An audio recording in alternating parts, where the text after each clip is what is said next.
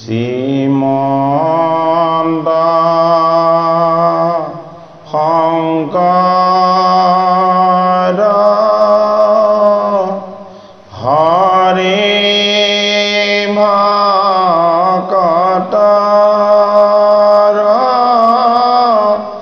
জানা যেন কল্পতৰু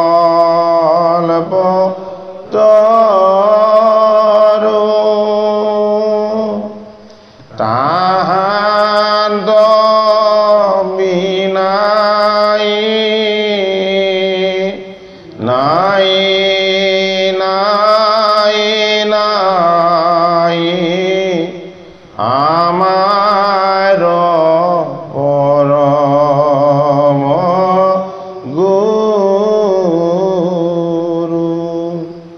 ৰাম আমাৰ পৰম গুৰু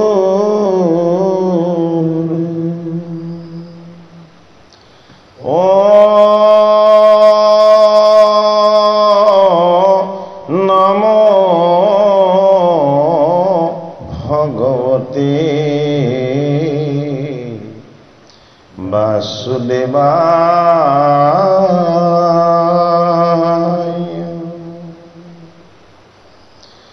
জন্মনস্যায়তুমন্নয়দেতরতে চট্টে চ বিজ্ঞাসরৎ তেনে ব্রহ্মা হৃদয়াদিকময়ে মুহ্যন্তে যৎসুরায়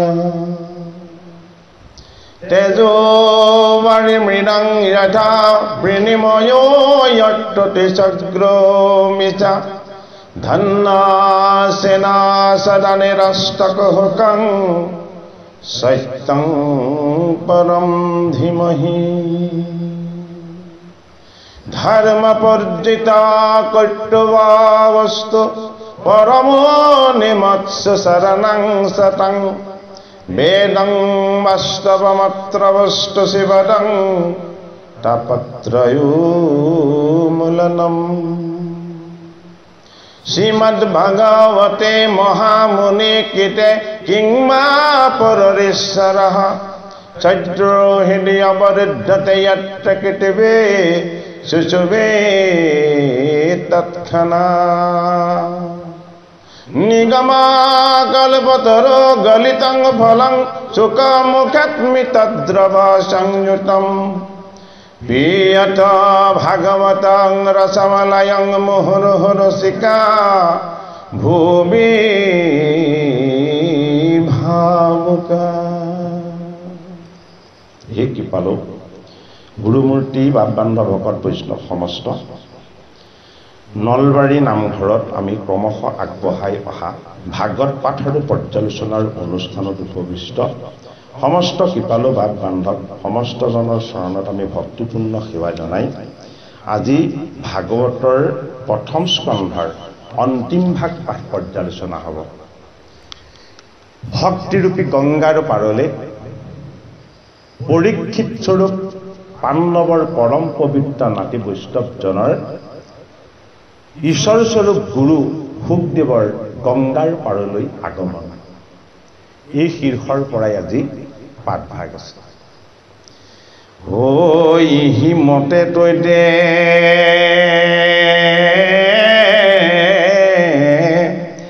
আসন নৃপতি ঋষি সবস মনিতে হে ফুৰন্তে ভ্ৰমন্তে ব্যাস সুত শুক অমিলিল আশী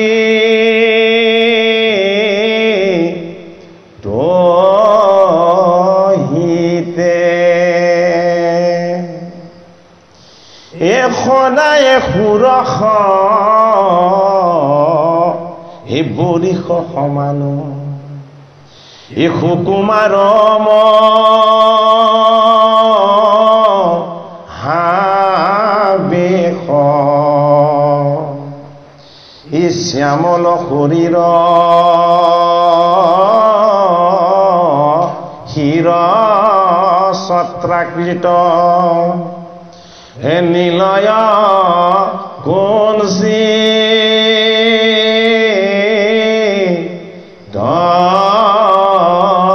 কেশ হে ভ্ৰুৱ সুললিত আয়ত লোচন হে যেন পংকজ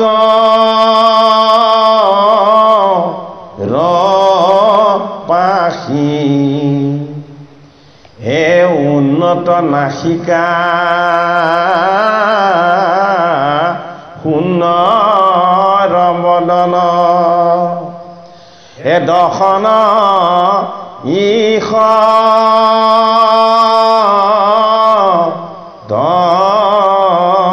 হাঁহি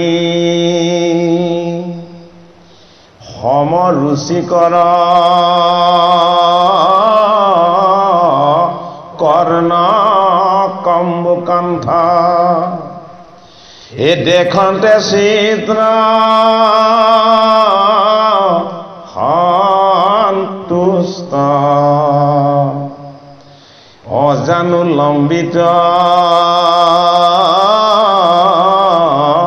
বাহু বক্ষস্থল এ বহল পৰ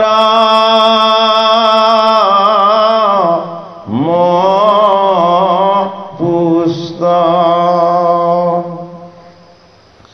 কৰ কিশলয় সদিশ সুদীৰ্ঘ হে বৰতোলয়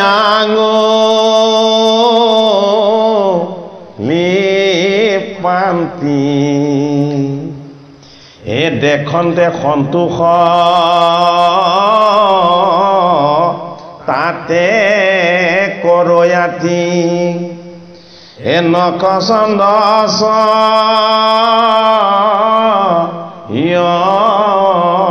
ক্ৰান্তি এ সিংহ বন্ধ স্কন্ধ সুচন্দ উদৰ দেখন্তে মিল সন্তোষ সুগভীৰ নাভি চাৰো জানো জংঘা এ চৰণ পংগ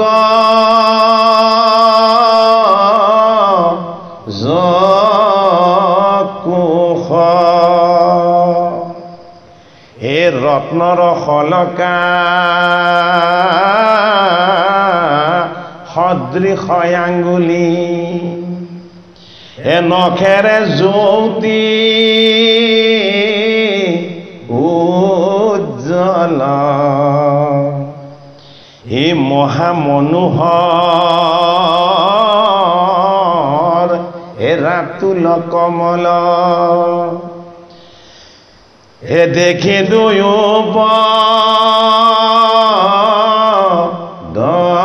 দতল এ কৃষ্ণৰ শৰীৰ সদৃশ সাক্ষাতে এ কৰন্তে আছে প্ৰকাশ হে কুটিল কুন্তল হে শোভিতি লম্বিত এ বস্ত্ৰহী নদী গবাস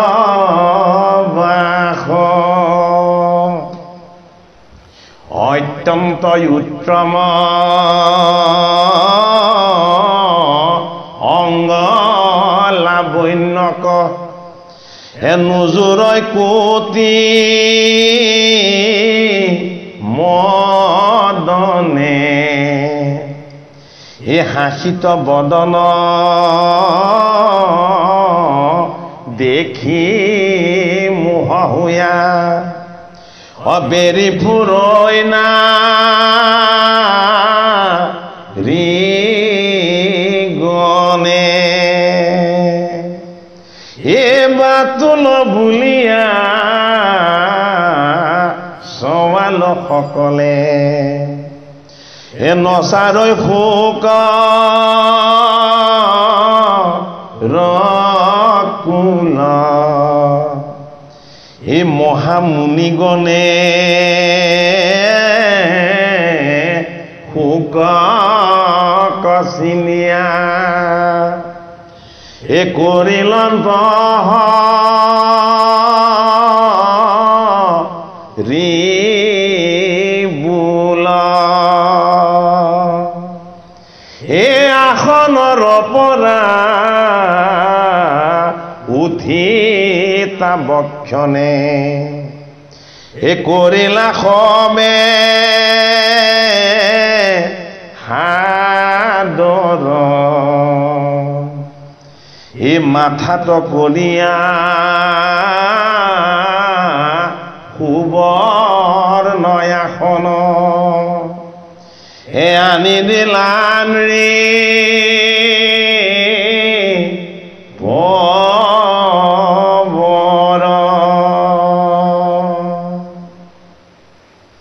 ভাগৱতৰ প্ৰথম স্কন্ধ আৰম্ভ হ'ল সুদ সৌনক সংবাদেৰে। সুদ এই শুকমুনিৰে শিষ্য। সুদমুনিৰ গুৰু শুকদেৱ। পৰীক্ষিতক ভাগৱত শ্ৰৱণ কৰালে গুৰু শুকদেৱে। শুকদেৱ ব্যাস নন্দন। বাকী যত যিমান মুনি আছে, যোগী আছে, সাধন সিদ্ধ ঋষি আছে, সকলোতকৈ ব্যতিক্ৰম কোন? শুকদেৱ ভগৱান। কিয় ব্যতিক্ৰম? শুকদেৱৰ ৰূপটো ভগৱান কৃষ্ণৰ দৰে। তেওঁৰ মুখত সদায় ঈষৎ ঈষৎ হাঁহি, চৰণ অৰুণ, নেত্ৰ আয়ত, মদনৰ ধনুৰ দৰে তেওঁ চকুৰ চেলাউৰি, নাসিকা তিল ফুলৰ দৰে, ওঠ দুটা ৰক্তিম হৈ সৰ্বদা বদন জিলিকি থাকে, আৰু তেওঁ চুলিখিনি কোলা নহয়, নীল বৰণৰ, অকুঞ্চিত অৰ্থাৎ আউলি বাউলি হৈ তেওঁ উজ্জ্বল ৰক্তিম বদনখনক কি কৰে? বেছি শোভা কৰি জিলিকি থাকে। আৰু তেওঁ শিৰভাগ কেনেকুৱা? এটা ছাতিৰ নিচিনা। যেন সমস্ত দৈহিক সৌন্দৰ্যৰ যিখিনি উপাদান, এই গোটেইখিনি উপাদানক তেওঁ শিৰৰূপী সেই ছাতিভাগে ধাৰণ কৰি আচ্ছাদন কৰি ৰাখিছে। বহুতে ভাবে, বিশেষত শিশুসকলে, এই ঋষিজন বাতুল অৰ্থাৎ পাগল বুলি। ১৬০০ বছৰীয়া তৰুণ যুৱতীসকলে শুকক দেখিলে পাছে পাছে দৌৰি ঘূৰি ফুৰে। কিয়? শুকৰ সমান সুন্দৰ কামদেৱো নহয়, ইমান সুন্দৰ। তেওঁৰ হাতৰ আঙুলিবিলাক, হস্তৰ যিবিলাক আঙুলিবিলাক ৰত্নৰ কলিকাৰ নিচিনা। হাত ভৰি অৰ্থাৎ হস্ত পদ্ম আৰু চৰণ ললিত ললিত। তেওঁ দেহৰ কাম দিয়ে, তেওঁ যেনি যায় সেই ঠাইকণ পোহৰ কৰি থাকে। কিয়? শুকৰ সেয়া দেহ নহয়, তেওঁ দেহৰ তত্ত্বত আছেহে। কি হৈ? তেওঁ আত্মা।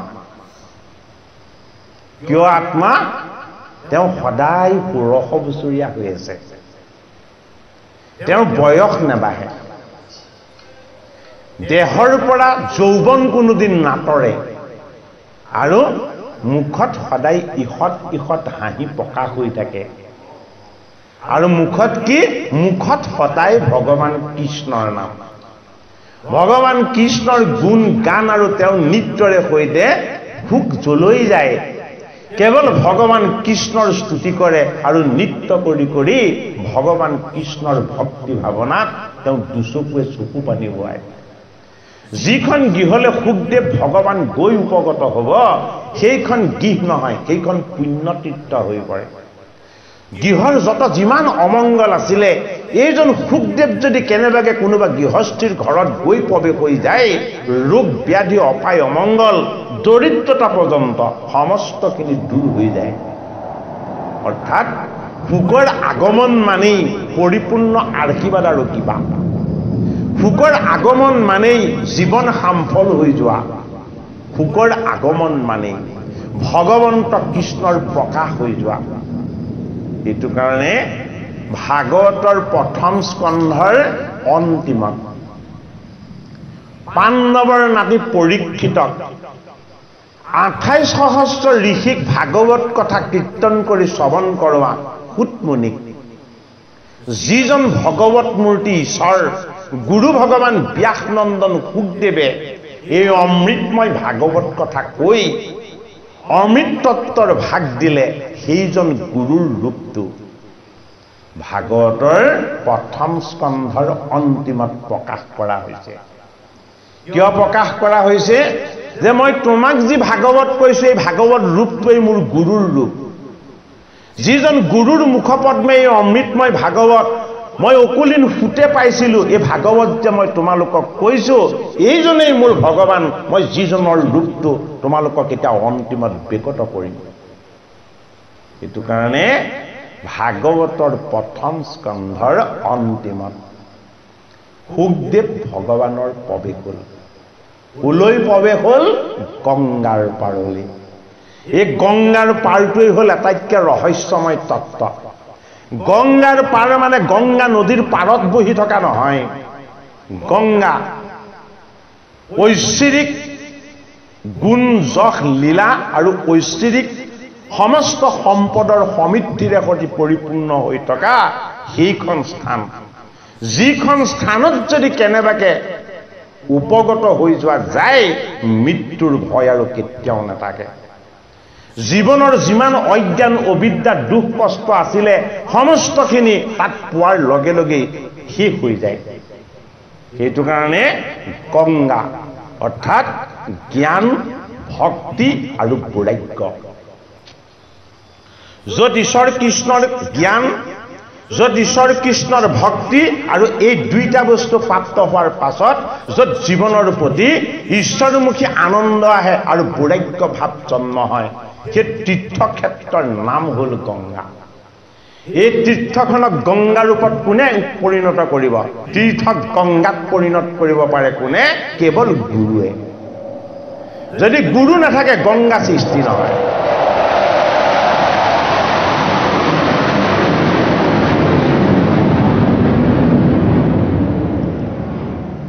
যদি গুৰু নাথাকে তেতিয়াহ'লে গংগা সৃষ্টি নহয়। সেইটো কাৰণে য'ত গুৰুৰ উপগত হ'ব আগমন হ'ব তাতেই গংগাময় ভক্তিৰ ধাৰা বুবলি ল'ব। সুখদেৱ ভগৱান সাক্ষাৎ ঈশ্বৰ মূৰ্তি। এইজন সুখদেৱে কোনোদিন কাৰো গৃহত এজনী গাই দোহন কৰাতকৈ বেছি সময় অপেক্ষা নকৰে, সিমানকণ সময়ই ৰয়। সুখ আনন্দময় কৃষ্ণৰ গীত গাই গাই গোটেই জগতত নৃত্য কৰি ফুৰে। আৰু তেওঁৰ পাছত যিসকলে দৌৰি ফুৰে, তেওঁৰ পাছত যিসকলে তেওঁক অনুসৰণ কৰে, তেওঁ কাৰো প্ৰতি কোনো ভূক্ষেপ নাই। তেওঁৰ লক্ষ্য কি? কেৱল পৰমাত্মা কৃষ্ণ। পিতৃগুৰু বেদব্যাসৰ কৃপাত তেখেতে এই বৈকুণ্ঠৰ কল্পতৰু ভাগৱত শাস্ত্ৰ পালে। এই ভাগৱত শাস্ত্ৰকে তেওঁ হৃদয়ত লৈ ভগৱান কৃষ্ণৰ গুণ কীৰ্তন কৰি কৰি তেওঁ গোটেই জগতখনক পবিত্ৰ কৰি ফুৰে। 60,000 ঋষি আহি গংগাৰ পাৰত উপগত হ'ল। এই ঋষি সমস্তক চৰণ ধুৱাই চৰণৰ আশীৰ্বাদ লৈ ঋষি সমস্তক পৰীক্ষিতে নিবেদন কৰিলে যে হে ঋষিসকল, সপ্তম দিৱসত তক্ষকৰ দ্বাৰা যি মোৰ মৃত্যুৰ অভিশাপ আছে এই অভিশাপটোক আপোনালোকে বিফল কৰিব নালাগে। এই ঋষিৰ অভিসম্পাত সফল হওক। এই ঋষিৰ অভিসম্পাত মোৰ কাৰণে অভিসম্পাত নহয়, এই ঋষিৰ অভিসম্পাত মোৰ কাৰণে আজি আশীৰ্বাদ হ'ল। যদি ঋষিয়ে মোক 7 দিনতে মৃত্যুৰ অভিশাপ নিদিলেহেঁতেন, আপোনালোকৰ দৰে পৰম বৈষ্ণৱ ঈশ্বৰ মূৰ্তি স্বৰূপে ঋষিসকলৰ মই চৰণ দৰ্শন কৰিবলৈ নাপালোহেঁতেন আৰু আপোনালোকৰ চৰণৰ মই আশীৰ্বাদৰ ভাগ ল'ব নোৱাৰিলোহেঁতেন। তথাপিতো মই এইটো এতিয়াও গংগাৰ পাৰত সংকটতেই পৰিছোঁ। হে ঋষি সমস্ত, আপোনাসবেই মোৰ কাৰণে ভগৱত বিচাৰ ৰূপ। যদি আপোনালোকে মোক আজ্ঞা দিয়ে, মই মোৰ জীৱনৰ কেইটামান প্ৰশ্ন আপোনালোকক সুধিব পাৰোঁ, যে মই কম সময়ৰ ভিতৰত নিয়মমান হৈ মৃত্যুমুখী হৈ মুমুক্ষু হৈ মই কি কৰ্ম কৰিলে মই উদ্ধাৰ হ'ব পাৰিম, আপোনালোকে মোক তাৰ উত্তৰ দিয়ক। কোনোজন ঋষিয়ে ক'লে তুমি যজ্ঞ কৰা, কোনোজন ঋষিয়ে ক'লে তুমি দান কৰা, কোনোজন ঋষিয়ে ক'লে তুমি তপস্যা কৰা, কোনোজন ঋষিয়ে ক'লে যে তুমি যিটো এই সময়ত কৰিব সম্ভৱ তাকে কৰা। নানা ঋষিৰ নানা মত শ্ৰৱণ কৰি পাণ্ডৱৰ নাতি পৰীক্ষিত গংগাৰ পাৰত মৌন হৈ বহি পৰিলে আৰু একান্ত চিত্তে হৃদয়ত তেওঁ উপাসনা কৰিলে, দৈৱকী নন্দন কৃষ্ণ, হে দৈৱকী নন্দন কৃষ্ণ, মোৰ জীৱনৰ যি সমস্যা, মোৰ জীৱনৰ যি প্ৰশ্ন, এই প্ৰশ্নৰ উত্তৰ মোক ঋষি সমস্তই যদিও দিছে, এই প্ৰশ্নৰ উত্তৰত মই আশ্বস্ত হ'ব পৰা নাই। মোক এই প্ৰশ্নৰ উত্তৰ লাগে। যিকেইটা প্ৰশ্ন উত্তৰ ঋষি সমস্তে দিলে, অথচ মই আশ্বস্ত হ'ব পৰা নাই। পৰীক্ষিত ভগৱন্ত কৃষ্ণৰ চৰণ চিন্তা কৰি মৌন হৈ চকুমুটি বহি দিলে। সহস্ৰ ঋষিয়েও বহি পৰিলে গংগাৰ পাৰত, যে এইদৰেই যদি পৰীক্ষিতৰ 7 দিনৰ অন্তত তক্ষকৰ দংশনত মৃত্যু হয়, আমি ইয়াৰ পৰা উঠি নাযাওঁ, পৰীক্ষিতৰ সংগ দি থাকিম। সাধু সংগ, ভকতৰ সংগ, বৈষ্ণৱৰ সংগ, এই ঋষি সমস্ত সাধন ক্ষিদ্ৰ শ্ৰেষ্ঠ শ্ৰেষ্ঠ ঋষি তালে আহিছে। বশিষ্ঠ, ব্যাস, পুলক, পুলস্তি, অত্ৰি, ঔব, কন্ন ঋষি হয়নে, দেৱ ঋষি, নাৰদ, বেদব্যাস, টিকালজ্ঞ ঋষি হয়নে, সমস্তজন আছে। কিন্তু পৰীক্ষিতৰ এই প্ৰশ্নৰ উত্তৰ এজন ঋষিও দিয়া নাই। বেদব্যাসক ভাগৱত প্ৰণয়ন কৰিবলৈ উপদেশ দিয়া দেৱ ঋষি নাৰদ আছে, নাৰদে উত্তৰ দিয়া নাই। এই ভাগৱত বেদব্যাসেই প্ৰণয়ন কৰিছে, অথচ বেদব্যাসে উত্তৰ দিয়া নাই। সকলোৱে মৌন হৈ বহি আছে।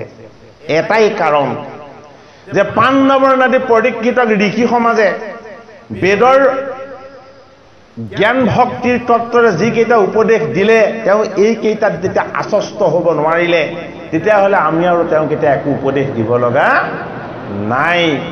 নৃত্য কৰি কৰি সেই সময়তেই যেতিয়া আহি ব্যাসনন্দন সুখদেৱ ভগৱান এই অনন্য ৰূপত, ঈশ্বৰ ৰূপত, কৃষ্ণৰ স্বৰূপ ৰূপত যেতিয়া আহি প্ৰৱেশ হৈ গ'ল, সহস্ৰ ঋষিয়ে বহি থকা আসনৰ পৰা উলম্ব হৈ দিলে, থিয় হৈ দিলে। প্ৰত্যেকেই দুহাত দাঙি ঘোষণা কৰিলে, হৰি হৰি হৰি। অৰ্থাৎ যেতিয়ালৈকে হৰিৰ প্ৰকাশ নহয়, তেতিয়ালৈকে ভগৱন্ত প্ৰভুৰ প্ৰকৃত কৃপা লাভ নহয়। ঋষিসকলে পৰীক্ষিতক আশ্বস্ত কৰিছে, কিন্তু হৰিধ্বনি ঘোষণা কৰা নাছিলে। কেতিয়া ঘোষণা কৰিলে? যেতিয়া সুখদেৱ আহি গ'ল গংগাৰ পাৰলৈ, বোলে কি দেহত বসন নাই, ঈশ্বৰৰ ৰূপৰ দৰে আত্মাৰূপ, কোনো গপ নাই, ভেম নাই, কুটিল নাই, জটিল নাই, আনন্দ ৰূপ কৃষ্ণৰ দৰে, এওঁই হৰিৰ স্বৰূপ। সেইটো কাৰণে সমস্তজনে উলম্ব হৈ যেতিয়া হৰি হৰি ঘোষণা কৰিলে, কি হৈ গ'ল? পৰীক্ষিত নৃপতিয়ে তেতিয়া দেখিলে যে যিজন দেৱৰো দুৰ্লভ, যিজন ঋষিয়ে কোনো গৃহস্থৰ ওচৰত মাত্ৰ এজনী গাই দোহন কৰা সময়হে অপেক্ষা কৰে, সেইজন পৰম ঋষি, সেইজন পবিত্ৰ মুনি সুখদেৱ ভগৱান যেতিয়া মোৰ ওচৰলৈ আহিছে, মোৰ জীৱনৰ যিমান সমস্যা আছে আজি সকলো সমস্যাই সমাধান হৈ যাব। সেইটো কাৰণে পৰীক্ষিত নৃপতিয়ে শিৰত সুবৰ্ণৰ আসন আনিছে। সুবৰ্ণৰ আসন আনি সুখদেৱ ভগৱানক তেওঁ নিজেই সোণৰ পাত্ৰত পবিত্ৰ গংগাৰ জল আনি সেই জলেৰে গুৰু ভগৱানৰ চৰণ ধুৱাইছে। গুৰু ভগৱানৰ চৰণ ধুৱাই গুৰুৰ চৰণৰ সেই অমৃতময় পবিত্ৰ জল তেওঁ মস্তকত লৈছে, শিৰত লৈছে। আৰু তেতিয়া পৰীক্ষিত নৃপতিয়ে কান্দিছে, দুই চকুৰে চকু পানী বৈ আহিছে। কি কাৰণে আহিছে? যে মই যিজনক পাম বুলি, মোৰ জীৱনৰ সমস্ত প্ৰশ্নৰ উত্তৰ মোক যিজনে দিব বুলি, মই ভগৱান কৃষ্ণ বুলি যাক মই ভজি আছিলো, এইজনেই মোৰ কৃষ্ণ। যিদৰে ভগৱান কৃষ্ণৰ কোনো মায়া নাই, এইজন শুকৰ কোনো মায়া নাই। যিজনে ভগৱান কৃষ্ণৰ দৃষ্টিত কোনো ভেদ নাই, এইজন ব্যাসনন্দন শুকৰ দৃষ্টিতো কোনো ভেদ নাই। পুৰুষ মহিলা জগতৰ একো বস্তুতেই তেওঁৰ ভেদ দৃষ্টি নাই, তেওঁ অমৃত দৃষ্টি। এইটো কাৰণে অমৃতৰ তত্ত্ব হৈ, ঈশ্বৰৰ স্বৰূপ হৈ, দৈৱকীনন্দন কৃষ্ণৰ নিৰ্গুণ ভক্তিৰ ধাৰাক গংগা ৰূপেৰে বুৱাই এই জগতক পবিত্ৰ কৰি দিব পৰা যিজন গুৰু, ভাগৱতৰ প্ৰথম স্কন্ধৰ অন্তিম গুৰুৰ আগমন। অৰ্থাৎ ভাগৱতৰ প্ৰথম স্কন্ধ মানেই হ'ল গুৰুৰ তত্ত্ব। এই গুৰুৰ তত্ত্বইহে আমাক গোবিন্দৰ চৰণ দিব। আৰু গোবিন্দৰ চৰণ যদি আমি পাব পাৰোঁ, তেতিয়াহ'লে আমি সংসাৰ বনত মায়ামিগ খেদি ফুৰা আমি প্ৰত্যেকেই মৃত্যুমুখী জীৱৰূপী পৰীক্ষিত। এই মৃত্যুমুখী জীৱৰূপী পৰীক্ষিতৰ জীৱনৰ সমস্যাৰ শেষ নাই। এই জীৱনৰ সকলো সমস্যাৰ শেষৰ যিটো উপায় আছে, সেই উপায়টোৱেই হ'ল শুকদেৱ ভগৱানে দিয়া ভগৱন্ত কৃষ্ণৰ অমৃত কথা, ভাগৱত কথা। এইটো কাৰণে মুখে বোলা ৰাম, হৃদয়ে ধৰা ৰূপ। এই সুখৰূপী গুৰুৰ যি ঈশ্বৰ মূৰ্তি, এই ঈশ্বৰ মূৰ্তি সুতে হৃদয়ত প্ৰতিষ্ঠা কৰি এই ভাগৱত কথা নিৰ্মিক ক্ষেত্ৰত কৈছে। সেইটো কাৰণে যিজন গুৰুৰ ৰূপ তেওঁ হৃদয়ত প্ৰতিষ্ঠা কৰি 28 সহস্ৰ ঋষিক নৈমিষত সত্ৰ পাতি এই ভাগৱত অমৃত দিছে, সেইজন গুৰুৰ ভাগৱতৰ প্ৰথম স্কন্ধত কি হৈছে? প্ৰৱেশ হৈছে। গুৰুৰ চৰণ সেৱাই হ'ল গংগা প্ৰাপ্তিৰ উপায়। সেইটো কাৰণে গংগা মানে জ্ঞান, গংগা মানে ভক্তি, গংগা মানে বৈৰাগ্য, গংগা মানে গুৰুৰ চৰণ সেৱা। এই গোটেইকেইটা একেলগে য'ত সাধন হয়, সেই প্ৰবাহিনী নদীৰ নাম হ'ল দেৱ নদী গংগা। ভগৱান কৃষ্ণই গীতাৰ বিভূতি যুগত মধ্যম পাণ্ডৱ অৰ্জুনক কৈছে, হে অৰ্জুন, নদীবিলাকৰ মাজত তুমি মোক জানি ল'বা বোলে কি, মই দেৱ নদী গংগা। কি নদী? দেৱ নদী। কিয় ক'লে দেৱ নদী বুলি? অকল গংগা বুলি কিয় নকলে? যে মোৰ দৈবিক গুণবিলাকক যি হৃদয়ত ধাৰণ কৰি মোৰ ঈশ্বৰ তত্ত্বৰ প্ৰাপ্তিৰ কাৰণে যি গুৰুৰ চৰণ সেৱা কৰি গুৰুৰ পৰা মোৰ ভক্তিৰ জ্ঞান লয়, সেই নদীখনেই হ'ল প্ৰবাহিনী গংগা। আৰু সেই তত্ত্বটোৱেই হ'ল মই কি? মই হ'লো দেৱ নদী গংগা। গতিকে ওই বৈ থকাখন গংগাৰ কথা আমাক ভাগৱতে কোৱা নাই। ভগৱন্তৰ বামন অৱতাৰত বলিৰ পৰা তেওঁ যেতিয়া দান লৈছিলে, তেওঁ চৰণৰ অগ্ৰভাগ, বুঢ়া আঙুলিৰ অগ্ৰভাগ ব্ৰহ্মডিম্বত লাগি এই ব্ৰহ্মডিম্ব যেতিয়া কৰাহীটো ভংগ হৈ তাৰ পৰা যেতিয়া ধাৰাসাৰে বৈছিল অমৃতময় গংগাৰ জল, এই গংগাৰ জলৰ কথাহে আমাক ভাগৱত শাস্ত্ৰই কৈছে। এই গংগাৰ জল বোৱালে কোনে? পৰীক্ষিতে। এই গংগাৰ জল বোৱাইছে কোনে? সুতমুনিয়ে। ক'ত? নৈমিষ ক্ষেত্ৰত। পৰীক্ষিতে কেনেকে বোৱালে? পৰীক্ষিতে বোৱালে 60 সহস্ৰ ঋষিৰ চৰণ সেৱা কৰি। পৰীক্ষিতে গংগাক বোৱাইছে সেই 60 সহস্ৰ ঋষিৰ চৰণ বন্দনা কৰি। পৰীক্ষিতে গংগাক বোৱাইছে সেই 60 সহস্ৰ ঋষিক ঈশ্বৰ মূৰ্তি, ভগৱত মূৰ্তি বুলি জ্ঞান কৰি। পৰীক্ষিতে গংগাক বোৱাইছে গুৰু ভগৱান শুকৰ চৰণ স্পৰ্শ কৰি। এই চৰণ ধুৱাই যেতিয়াই গুৰু শুকৰ অমৃতময় ভক্তি গংগাৰ জল তেওঁ যেতিয়া মস্তকত স্পৰ্শ কৰি দিলে, শুক আৰু পৰীক্ষিত সেইদিনাৰ পৰাই এক হৈ গ'ল, গুৰু আৰু শিষ্য।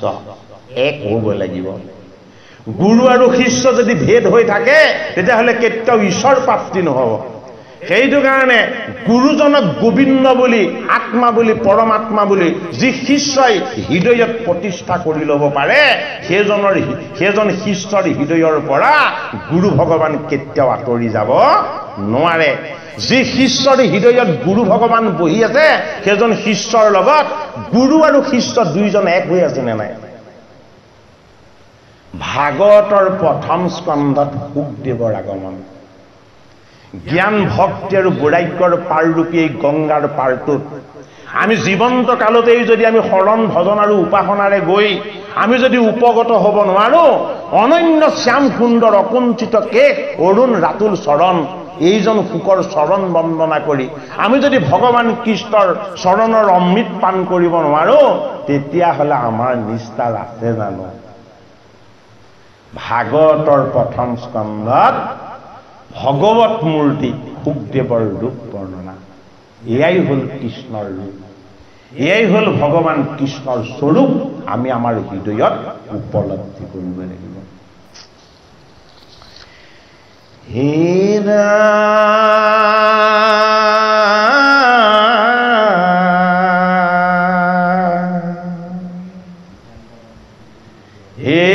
স্ত্ৰী শিশু সবে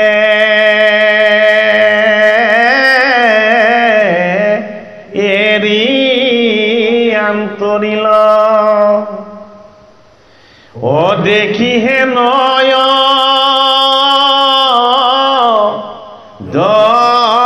ভূত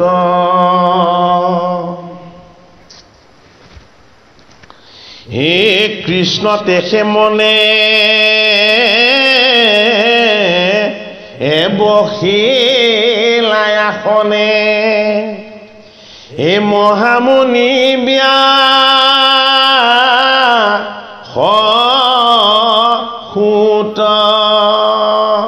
শিশুবিলাকে শুকক উলংগ হৈ নৃত্য কৰি কৰি কৃষ্ণৰ গীত গাই ফুৰে কাৰণে শিশুবিলাকে শুকক পাগল বুলি ভাবে আৰু 16 বছৰীয়া তৰুণীসকলে কি বুলি ভাবে এইজনে এটাইতকৈ সুন্দৰ পুৰুষ এওঁ পৰম পুৰুষ ৰূপৰ এওঁ যদি আমাৰ স্বামী হৈ যায় তেতিয়াহ'লে আমি উদ্ধাৰ হৈ যাম কাতকৈ সুন্দৰ কামদেৱতকৈও সুন্দৰ সেইটো কাৰণে সুৰসী তৰুণী যুৱতীসকলে শুকক খেদি ফুৰে সুখ কি সুখ হ'ল আত্মাৰূপ কালৈকো নেচায় কেৱল হাঁহিহে থাকে যেতিয়াই 60 সহস্ৰ ঋষিয়ে এইজন শুকক দেখি যেতিয়া আসনৰ পৰা উঠি হৰি হৰি বুলি নমস্কাৰ বুলি অভিবাদন জনালে শিশুসকলে ভয় খাই গ'ল নাৰীসকল কি হ'ল এই দিব্য নাৰীসকল যুৱতীসকল কি হ'ল ভয়ত বিহ্বল হৈ গ'ল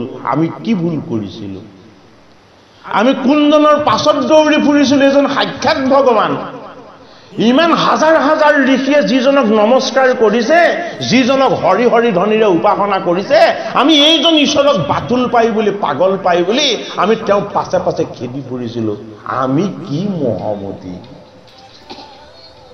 শিশুসকল আৰু সেই নাৰীসকল ভগৱান বুলি এওঁক যেতিয়াই চিনি পালে সেইফালে সেৱা সৎকাৰ কৰি প্ৰণাম কৰি তেওঁলোকৰ ভুল হৃদয়ত উপলব্ধি কৰি তেওঁলোক ভীতি বিহ্বল হৈ নিজৰ গৃহধামলৈ যাত্ৰা কৰিলে এই সুবৰ্ণ ভিঙাৰে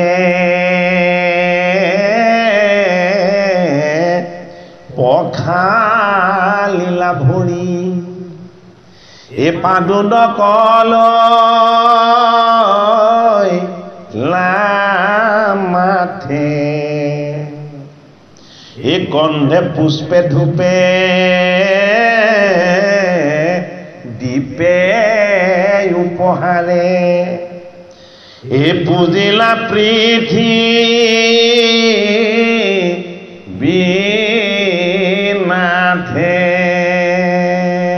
এই জম্বুদ্বীপৰ নাথ কোন আছিলে পৰীক্ষিত আছিলে পৰীক্ষিত নৃপতি যি কলিক নিগ্ৰহ কৰিছিলে যি তেওঁৰ ৰাজ্যত কলিক থাকিবৰ কাৰণে তেওঁ স্থান বাছনি কৰি দিছিলে সেইজন পৰীক্ষিত নৃপতিয়ে মৃত্যুৰ ভয়ৰ পৰাটো মুক্ত হ'ল তেওঁ কি অনুভৱ কৰিছে যে মই যিজন কৃষ্ণৰ চৰণ চিন্তা কৰি মই কৰা ভুলৰ কাৰণে মই অনুতপ্ত হৈ মোক মৃত্যু দিয়ক বুলি মই ভগৱান কৃষ্ণক মই কাতৰভাৱে প্ৰাৰ্থনা কৰিছিলোঁ সেইজন কৃষ্ণই এইজন যিজন মোৰ সন্মুখত এতিয়া সুখ ৰূপত আহি উপগত হৈছে সেইটো কাৰণে মই ভগৱানজনক কি দিম মোৰ দিবলৈ একো নাই হয়নে সুগন্ধিত ধূপ দিছে ফুল দিছে নৈবেদ্য দিছে যিমান দিব পাৰে একো কম দিবলৈ তেওঁ যত্ন কৰা নাই আৰু শেষত কি দিছে তেওঁ মস্তক ফুকৰ চৰণত স্পৰ্শ কৰি হে ফুক ভগৱান তুমি মোক তোমাৰ চৰণত থাপি লোৱা অৰ্থাৎ যিমান দ্ৰব্য কাৰণ আমি ভগৱন্তক দিলেও যদিহে আমি ভগৱন্তৰ ওচৰত আমাৰ কায় বাক্য আৰু মন আমি যদি অৰ্পণা কৰি নিদিওঁ তেতিয়াহ'লে যিমান দিলোঁ দিয়াৰ কোনো মূল্য নাথাকিব পৰীক্ষিত নৃপতিয়ে সুখদেৱ ভগৱানক সমস্তখিনি অৰ্পণ কৰি দিলে কি কৰিলে যে মোৰ মস্তক পৰ্যন্ত হে মোৰ গুৰু ভগৱান মই তোমাৰ চৰণত অৰ্পণ কৰি দিছোঁ হে চৰণত ধৰি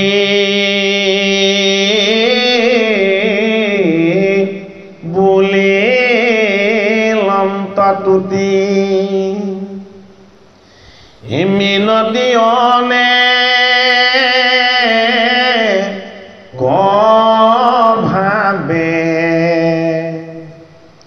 হে পৰম সাদৰে আপোনা নৃপে হে অৰ্পিলা মুনি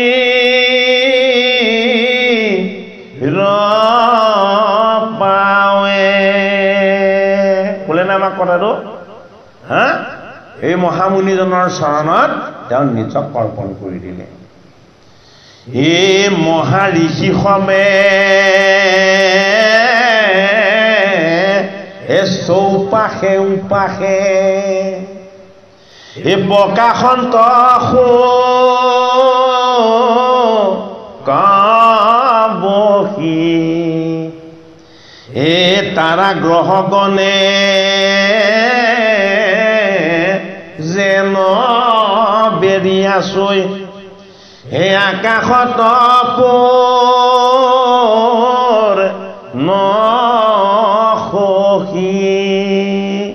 পূৰ্ণিমাৰ জোনটোক যিদৰে আকাশখনৰ তৰাবিলাকে বেৰি থাকে সুখদেৱক সেই গংগাৰ পাৰত ঋষি সমাজৰ মাজত তেওঁ পূৰ্ণিমাৰ দৰে উজ্জ্বল হৈ জিলিকিছে তেওঁৰ দেহৰ পৰা জ্যোতি আৰু কান্তি প্ৰকাশ হৈছে আৰু সমস্তজন ঋষিয়েই সুখদেৱৰ ফালে চাই কৃষ্ণ কৃষ্ণ ধ্বনিৰে তেওঁ কি কৰিছে অভিবাদন জনাইছে এয়া কি এজন গুৰুক কৰা মান্যতা এই গুৰুজনক প্ৰত্যেকজন ঋষিয়ে ঈশ্বৰ জ্ঞান কৰিছে তাত বহি আছে সুখদেৱ ভগৱানৰ পিতৃকোণ বেদব্যাস বেদব্যাসক ভাগৱত প্ৰণয়ন কৰিবলৈ উপদেশ দিয়া দেৱঋষি নাৰদ বহি আছে কোন বহি আছে পৰাশৰ বেদব্যাসৰ পিতৃ বহি আছে বশিষ্ঠ পৰাশৰৰ পিতৃ অৰ্থাৎ ৰাজ ঋষি দেৱ ঋষি মহাঋষি সমস্তজন তাত বহি আছে কিন্তু সমস্তজনৰ আনন্দ হল কোন ব্যাস নন্দন সুখদেৱ তেওঁ কি তেওঁ যদিও কাইটো আছে তেওঁ আত্মাৰূপ সত্যত জন্ম তেতাত হৰণ তাপৰত জনকৰ ওচৰত লৈছে তেতাত হৰণ লৈছে জনকৰ ওচৰত দাপৰত পিতৃগুৰু ব্যাসৰ ওচৰত ভাগৱত অধ্যয়ন কৰিছে আৰু কলিৰ সন্ধ্যাত পাণ্ডৱৰ নাতি পৰীক্ষিতক ভাগৱত কীৰ্তন কৰি শ্ৰৱণ কৰাব এই যে জন্মতেই তেওঁ 16 বছৰীয়া তৰুণ আছিলে এই তিনিটা যুগ পাৰ হৈ 4 নম্বৰ কলি যুগ সমাগতৰ সময়তো সেইজন সুখ ভগৱান 16 বছৰীয়া তৰুণ ঋষি সমস্তই তেওঁক চিনি পালে এইজন ব্যাস নন্দন সুখ এজন নৰ নহয় এজন নৰৰ দৰে ঈশ্বৰৰ মূৰ্তি বোলে কিয় জন্মৰ পৰা এতিয়ালৈকে তৰুণ হৈ আছে বাসী ঋষিমুনি সকলৰ দাড়ি চুলি পকি তেওঁলোকৰ কলেৱৰ বৃদ্ধ হৈছে কিন্তু ব্যাস নন্দন সুখদেৱ কি হৈ আছে জন্মৰ পৰা তেতিয়ালৈকে চিৰ তৰুণ হৈ আছে এই গুণ কাৰ আছিলে ভগৱান কৃষ্ণৰ আছিলে কৃষ্ণই বৈকুণ্ঠ প্ৰয়াণৰ সময়লৈকে তৰুণ যুৱক ১৬০০ বছৰীয়া হয়নে বাৰু পৰীক্ষিত নৃপতিয়ে বুজি পালে সেইজন কৃষ্ণ যেতিয়া বৈকুণ্ঠলৈ গ'ল মোৰ ভগৱান কৃষ্ণজন এইবাৰ সুখ ৰূপত মোৰ ওচৰত আহি উপগত হৈছে ভগৱান কৃষ্ণই গীতাত অৰ্জুনক কৈছে জ্ঞান যোগত যে মই মোৰ নিজৰ ইচ্ছাৰে মই নিজক নিজে যেতিয়াই মন যায় মই নিৰ্মাণ কৰি ল'ব পাৰোঁ হীৰা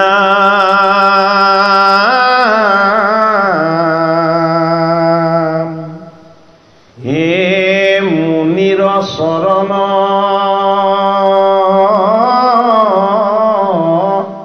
হিৰে পৰহিয়া হে কৰিলা পৰি প্ৰণাম হে লুটক জৰিল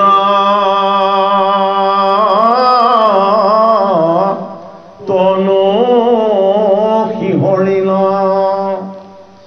হে উচাৰিলা কৃষ্ণ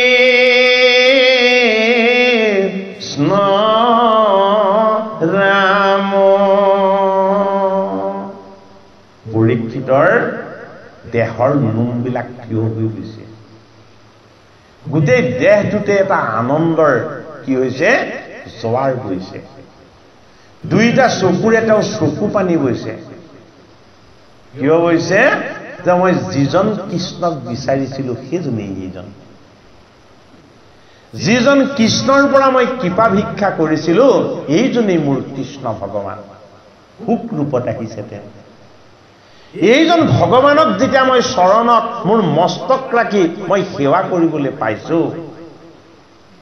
মোৰ আৰু কি প্ৰাপ্তিৰ প্ৰয়োজন আছে হয়নে বাৰু পৰীক্ষিত নৃপতিয়ে কেৱল ঘোষণা কৰিছে হে মোৰ গুৰু মই তোমাৰ কৃপাত যাতে লাভ কৰোঁ ভগৱান কৃষ্ণৰ চৰণ সেইটো কাৰণে কি বুলি স্মৰণ কৰিছে মুখৰ চৰণত তেওঁ মস্তক ৰাখি তেওঁ গাটো শিহৰণ উঠিছে নোমবিলাক তেওঁ দাম খাই গৈছে দেহত এটা দিব্য শিহৰণ অনুভৱ কৰিছে ঈশ্বৰ প্ৰাপ্তিৰ তেওঁ আনন্দ অনুভৱ কৰিছে আৰু চকুৰ পৰা ধাৰাসাৰ চকু পানী গৈছে এয়া কি এয়া হ'ল অন্তৰংগা অনুভূতি ঈশ্বৰক সাক্ষাৎ পোৱাৰ পাছত ভকতৰ হৃদয়ত বৈষ্ণৱৰ হৃদয়ত যি অন্তৰংগা ঈশ্বৰীয় অনুভৱ প্ৰবাহিত হয় এই প্ৰবাহ প্ৰকাশ হয় কিহেদি চকুৱেদি চকু পানীৰ ৰূপত আৰু ঠোকাঠুকি মাতেৰে কান্দি কান্দি পৰীক্ষিত নৃপতিয়ে কৈছে হে কৃষ্ণ হে ৰাম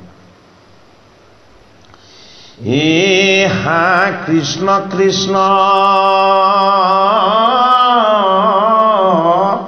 হে ৰৈ আপৰিয়া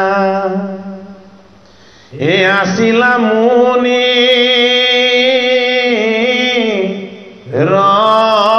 পাৱে হে কৰি কীৰ্তঞ্জলি হে বুলিলা বচন হে বসিয়া বিন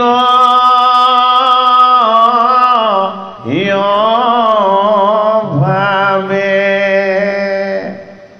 গুৰুৰ চৰণত কায় বাক্য মন সমস্ত অৰ্পণা কৰি তেওঁ নিজৰ আসনত বহি ঠোকাঠুকি মাতেৰে অত্যন্ত মৃদু ভাষাৰে অত্যন্ত সংযমেৰে আৰু অত্যন্ত বিনম্ৰভাৱেৰে যাতে তেওঁৰ বাক্যত কোনো চিত্ৰ নহয় অতি কোমল ভাৱেৰে গুৰুৰ চৰণত তেওঁ কি কৰিলে প্ৰাৰ্থনা নিবেদন কৰিলে কি বুলি কৈলে এটা আমাক ক'ব অৰ্থাৎ তুমি মোৰ ঈশ্বৰ আৰু মই তোমাৰ চৰণত কিমান অধম তেওঁ অনুভৱ হৈছে হে অধম ক্ষত্ৰিয় হে আমাৰ গৃহত অমিলিলা আহি আপুনি